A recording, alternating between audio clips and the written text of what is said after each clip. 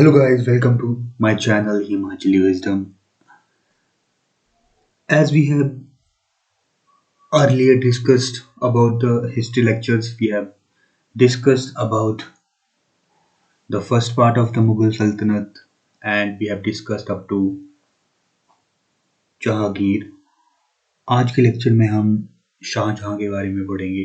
This is the last lecture of the Mughal period and इसके बाद Mughal period का end हो जाएगा. Then we will move to the Maratha confident Maratha की जो राज्य है उसके बारे में जानेंगे. So let's start the video.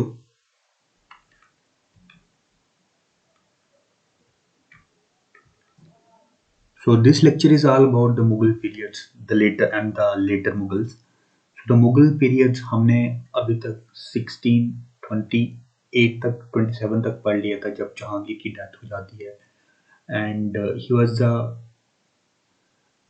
very known for his chain of the justice. And अगर आपको ये वीडियो देखना है then I will upload the link on the I button. You can click here and watch these videos. And for the other quality lectures, you can also watch them on my YouTube channel. So let's start with the next part of the Mughals. So after Jahangir, as we have हमने discuss किया था कि जो जहांगीर की wife होती है जोधा भाई से भी जहांगीर जो कि बारमल की बेटी होती है राजपूत किंगडम की, उनसे वो शादी करता है. और उससे आगे क्या होता है हम इस लेक्चर के माध्यम से जानेंगे. सो ये जो सेकंड पार्ट है ये 1628 से लेकर 1857 तक रहेगा. दैट इज 1857 एडी तक जब आज़ादी की पहली जो लड़ाई थी वहां तक रहेगा. सो आज़ादी की जो पहली लड़ाई थी उसमें जो लास्ट रूलर था Mughal ruler Bahadur Shah Zafar, that is Bahadur Shah 2, उन्होंने वहां तक हम मुगल सम्राट के बारे में पढ़ेंगे. So let's start.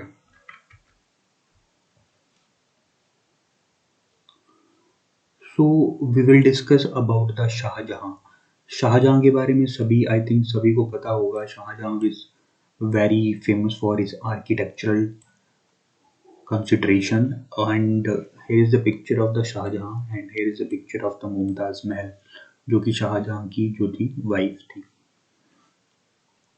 एक्चुअली जो शाहजहां था वो जहांगीर का बेटा था एंड जहांगीर उनको खुर्रम से भी के नाम से भी बुलाता था. तो Khurram was the another name of the Shah Jahan. जो शाहजहां था उसकी जो माता थी वो मदर की साइड से हिंदू था. That is his mother was Jodha भाई. तो जोधा भाई जिससे जहांगीर ने शादी की थी लास्ट लेक्चर में हमने पढ़ा था, तो उनका बेटा तो जो था वो शाहजहां था. तो क्या होता है कि after the death of the Jahangir 1628 में जब जहांगीर की डेथ हो जाती है तब जो शाहजहां होता है वो टुक ओवर करता है थ्रोन को, मुगल थ्रोन को. बट आप 3 साल जब वो गद्दी पे बैठता है तो उसके गद्दी के पे बैठते ही अप्रोक्सीमेटली 3 साल के बाद जो होता है वो मुमताज महल जिससे वो बहुत प्यार करता था उनकी डेथ हो जाती है. तो उनकी याद में वो ताजमहल का निर्माण करवाते हैं. आई होप आप सभी ने ताजमहल के बारे में तो सुना ही होगा. One of the first wonder of the 7 wonders available in the world. And 1632 से लेकर 1653 एडी तक ताजमहल की कंस्ट्रक्शन का काम चलता है. तो you can imagine that it will take around 32 to 40 10 years and 42 to 52 20 approximately 21 years to for the manufacturing of the Taj Mahal. So let's move to the next point. Shah Jahan क्या करता है कि जो इसके पॉलिटिक्स अलाइंसेस और जो इसकी administration होती है उसके बारे में हम देखते हैं. जो वो सबसे पहले Kandahar is also known as Afghanistan at present. तो ईरान से कांधार को जीतता है 1637 एडी में. लेकिन क्या होता है कि 1647 एडी में वो फिर से हार जाता है. इवन उसके जो बेटे होते हैं 4 बेटे होते हैं औरंगजेब, दारा और शकूर करके जो बेटे होते हैं उसके 4 वो उनको एक्सपीडिशन पे भेजता है कि जाओ अफगानिस्तान को सेव करके लाओ, लेकिन वो फिर से 1647 में एडी में ही चारों के चारों जंग हार जाते हैं और अफगानिस्तान को फिर से शाहजहां हार जाता है। शाहजहां के टाइम में कुछ फेमस ट्रैवलर्स भी हुए हैं, उनमें से प्रमुख हैं जैसे बर्नियर हो गया, टबर्नियर हो गया, Peter Mundy was Italian traveller and Nicholas. तो ये चार ट्रैवलर्स के बारे में हमें जानने को मिलता है। एंड मोस्ट फ्रीक्वेंटली एग्जामिनेशन में ये क्वेश्चन पूछा जाता है कि बर्नियर, टबर्नियर या पीटर मुंडी जो था वो किसके समकालीन थे। समकालीन मीन्स कि वो किसके समय में इंडिया में ट्रैवल किया था उन्होंने। शाहजहां के बारे में तो एक बात और फेमस है कि सभी को पता है कि शाहजहां जो था वो इसके फेमस आर्किटेक्चरल जो इसकी जितने भी आर्किटेक्चरल साइट्स थी उनके लिए फेमस था। तो शाहजहां के टाइम में क्या होता है कि मुगल एम्परर जो होता है जो कल्चरल एक्टिविटीज और आर्ट की एक्टिविटीज और इसके जो बड़े बड़े जितने भी जैसे ताजमहल हो गया, जामा मस्जिद हो गया, बड़े बड़े जो मॉन्यूमेंट्स हैं वो उस टाइम में बहुत ही फल फूलते हैं।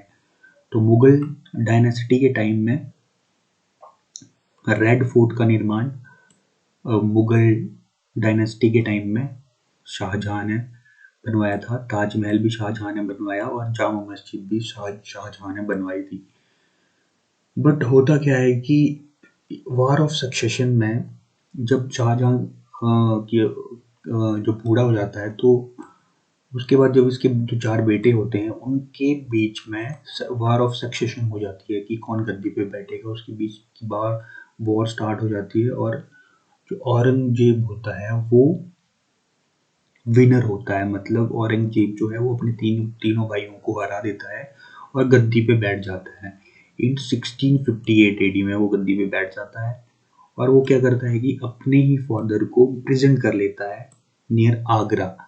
और इस तरह से शाहजहां की डेथ आगरा में एक फोर्ट है जहाँ पे शाहजहां को कैद कर लिया जाता है और शाहजहां की 1666 एडी में डेथ हो जाती है।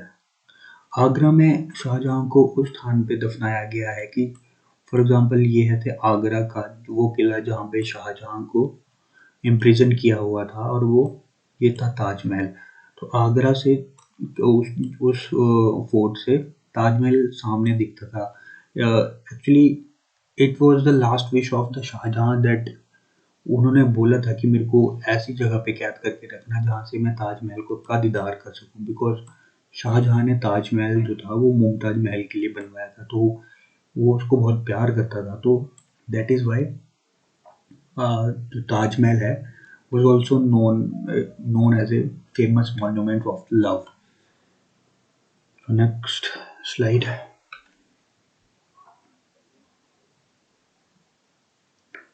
So this was the famous Mughal structures that was built by the Shahjahan. उनमें से जो ये जामा मस्जिद है, it was in Delhi. Agra, it was in Agra, and this is Red Fort. This is also in Delhi.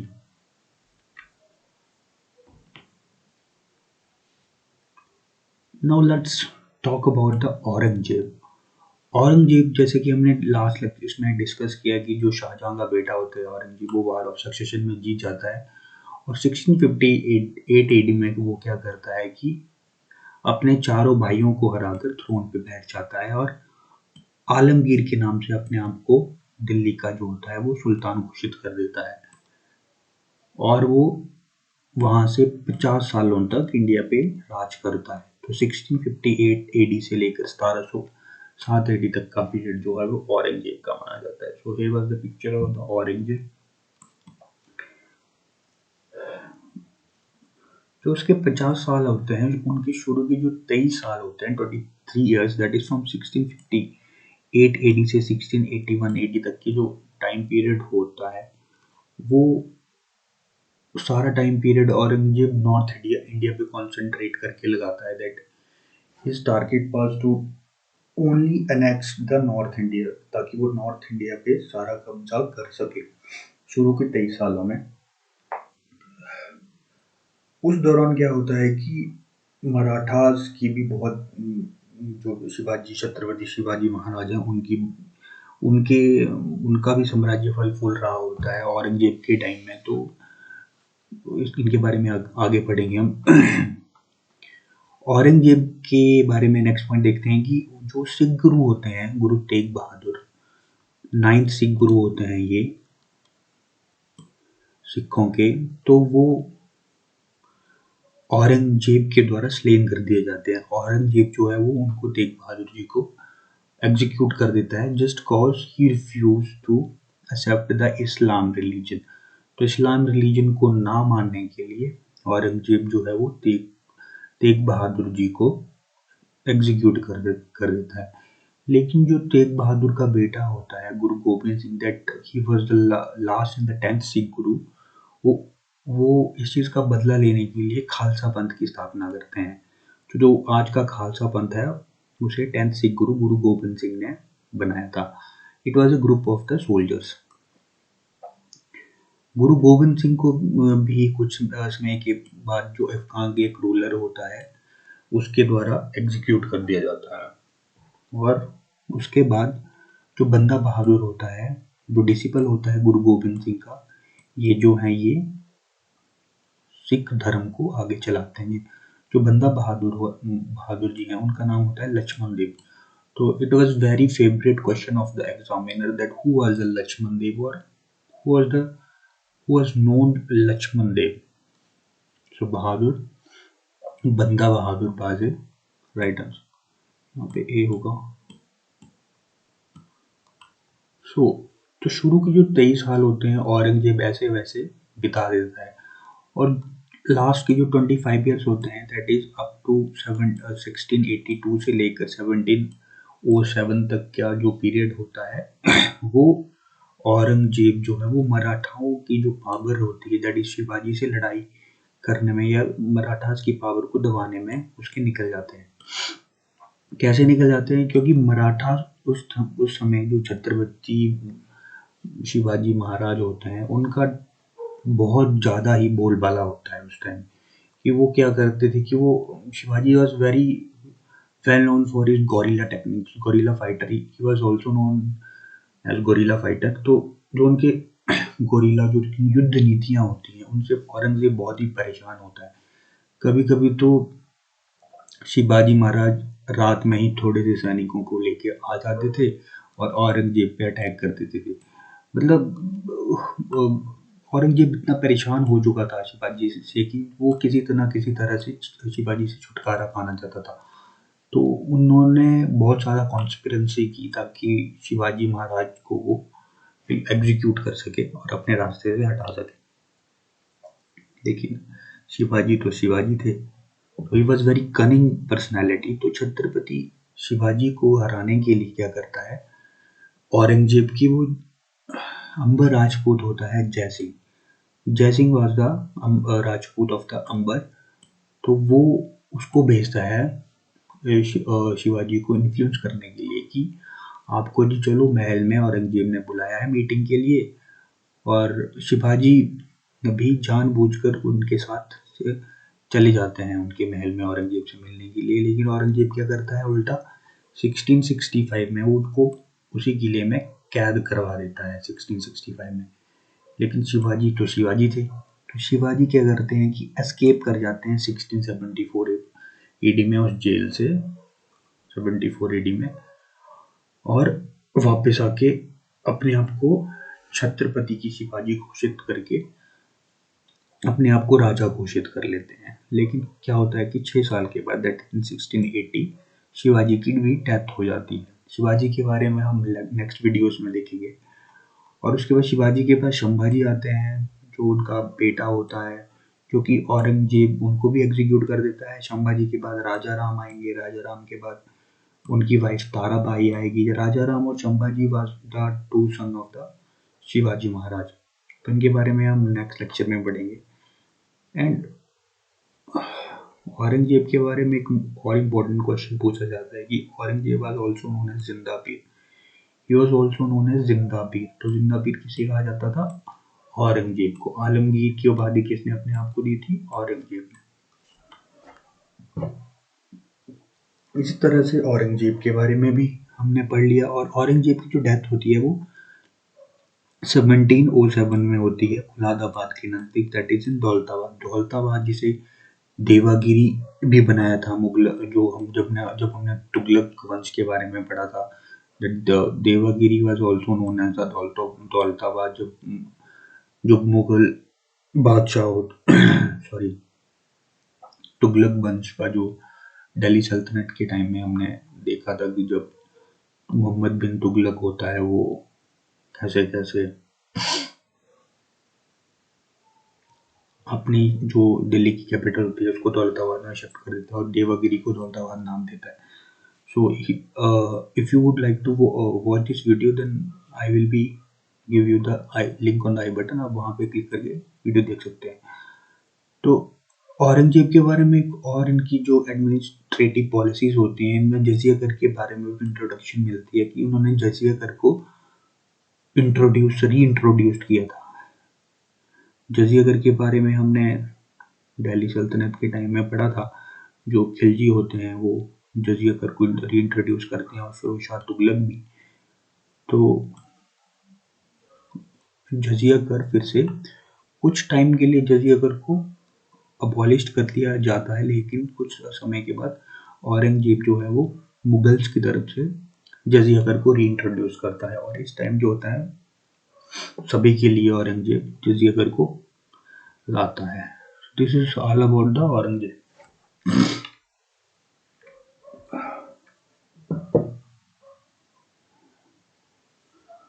Now we will discuss about some later Mughals। जो बाद के Mughals होते हैं वो इतने पावरफुल रूलर नहीं होते हैं, that you can say that Aurangzeb was the last powerful ruler of the Mughals. उसके बाद जो मुगल्स होते हैं उनके बारे में ओनली टाइम पीरियड इंपॉर्टेंट है। जैसे बहादुर शाह जो वन होते हैं वो लेटर मुगल्स के सबसे पहले रूलर होते हैं, जिनको मुअज्जम के नाम से भी जाना जाता है या शाह आलम वन के नाम से। उसके बाद आते हैं Jahandar Shah, that is from 1712 to 1713 AD। उसके बाद आते हैं फारूक सैयार, 1713 से लेकर 1719 AD तक। वो सैयद ब्रदर्स की हेल्प से थ्रोन पे कब्जा करते हैं। उसके बाद आते हैं Mohammad Shah. Mohammad Shah is also known from the period of 1719 and 1748। मोहम्मद शाह के पीरियड के बारे में इंपॉर्टेंट है कि जो पीकॉक थ्रोन है इंडिया का, जो मुगल्स का के टाइम पे पीकॉक, इसको तख्ते ताउस भी बोलते हैं, और जो कोहिनूर डायमंड था, कोहिनूर के बारे में तो सबने सुना होगा, उसको मोहम्मद शाह के टाइम में जो नादिर शाह होता है वो लूट कर ले जाता है। Here was the picture of the Kohinoor and he was the जो इस पे बैठे हैं ये है Takhte Taus, peacock throne. After that we will discuss about Ahmad Shah Abdali. Ahmad Shah Abdali का पीरियड होता है 1748 AD से 1754 AD तक। अहमद शाह अब्दाली जो होता है वो जनरल होता है नादिर शाह का। तो वो क्या करता है कि जो पंजाब और मुल्तान का एरिया होता है मुगल्स के पास, उस पर अटैक करके मुगल से उनको भी छीन लेता है। तो इस तरह से जैसे धीरे धीरे मुगल वंश का अंत हो जाता है। और लास्ट में हम बहादुर शाह जफर के बारे में पढ़ेंगे। बहादुर शाह जफर और बहादुर शाह टू भी बोलते हैं इनको। ही was the last Mughal ruler जिन्होंने 1857 की एडी में पार्टिसिपेट किया था, जो कि आज़ादी की रानी झांसी के टाइम में आज़ादी की फर्स्ट लड़ाई थी। और उसके बाद क्या होता है कि 1858 एडी में उनको रंगून डिपोर्ट किया जाता है, बिकॉज वो बहुत बीमार रहने लगते हैं। और इनकी लेटेस्ट पिक है, बिल्कुल latest, he was the live picture of the last Mughal ruler Bahadur Shah Zafar. ये भी बहादुर शाह जफर की ही पिक है, बट ये उनकी कुछ एंड के डेज की पिक है according to the BBC news. तो 1858 AD में उनको रंगून डिपोर्ट कर दिया जाता है। वहाँ पे लंबी बीमारी के चलते उनकी 1862 AD में डेथ हो जाती है। So this is all we have discussed about the Mughal rulers. इसी के साथ ही मुगल रूलर्स का एंड होता है, और हमने इसी के साथ दिल्ली सल्तनत के बारे में और मुगल्स के बारे में पढ़ लिया। In the next videos we will discuss about the Marathas, and then धीरे धीरे जैसे मराठास के बाद यूरोपियंस ब्रिटिशर्स का आगमन होगा, then we will move to the modern history. So I hope आपको ये लेक्चर्स पसंद आए होंगे, and if you would like to watch my polity lectures then I will be give you the link on the I button. You can watch those videos by clicking on the link.